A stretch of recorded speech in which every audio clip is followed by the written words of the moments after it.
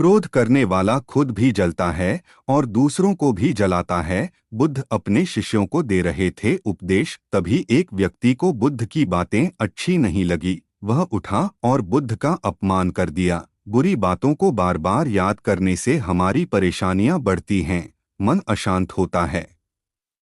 इसीलिए दुख देने वाली बातों को भूलकर आगे बढ़ना चाहिए। इस संबंध में गौतम बुद्ध का एक प्रसंग प्रचलित है। गौतम बुद्ध अलग अलग क्षेत्रों में भ्रमण करते और अपने शिष्यों को उपदेश देते थे। एक गांव में वे उपदेश दे रहे थे। बुद्ध ने कहा कि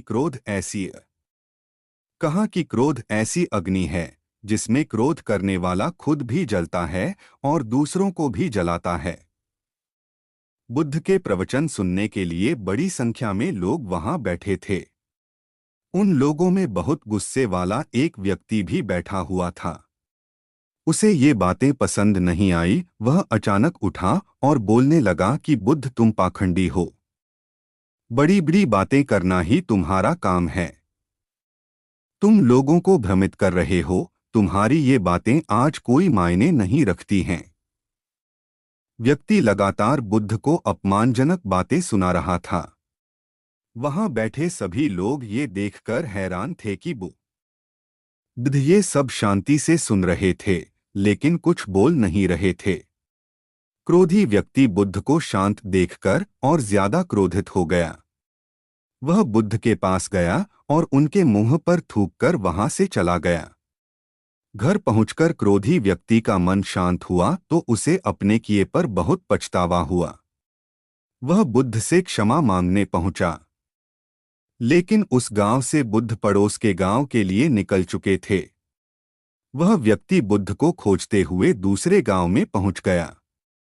वहां व्यक्ति को जैसे ही बुद्ध दिखाई दिए, वह उनके चरणों में गिर गया और क्षमा मांगने लगा। बुद्ध ने उस व्यक्ति से पूछा, तुम कौन हो और क्षमा क्यों मांग रहे हो?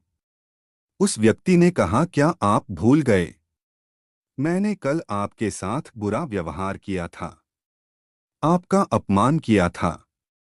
बुद्ध ने कहा, बीता हुआ कल मैं वहीं छोड़ आया हूं और तुम अभी भी वहीं रुके हुए हो। तुम्हें गलती पर पछतावा है, तुमने पश्चाताप कर लिया। अब तुम निष्पाप हो गए हो। बुरी बातें याद करते रहने से हमारा आज बर्बाद हो जाता है। इस आदत की वजह से भविष्य भी बिगड़ सकता है।